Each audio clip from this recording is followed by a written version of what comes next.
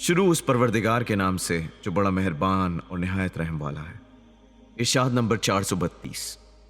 इमाम अली अलैहिस्सलाम नहजुल बलागा में इरशाद फरमाते हैं, खुदा के हकीकी दोस्त वो लोग हैं कि जब और लोग दुनिया के ज़ाहिर को देखते हैं तो वो उसके बातिन पर नज़र रखते हैं, और जब लोग दुनिया की फौरी आसाइशों में मशगूल हो जाते हैं तो वो इसकी आइंदा नेमतों से लौ लगा लेते हैं और दुनिया की उन ख्वाहिशात को मार देते हैं जिनसे डरते हैं कि इन्हें मार डालेंगी, और उसकी उन चीज़ों को छोड़ देते हैं जिन्हें जानते हैं कि वो उन्हें छोड़ जाएंगी, और दूसरे लोग इसकी जिन चीज़ों को कसीर समझते हैं वो इन्हें कलील जानते हैं और उनके पा लेने को खो देना समझते हैं।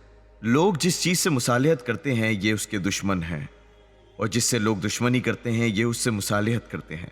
इनकी बदौलत किताब कुरान का इल्म होता है और कुरान के ज़रिए इनका इल्म होता है। कुरान इन्हीं के दम से कायम है और कुरान के वजूद से ये कायम है।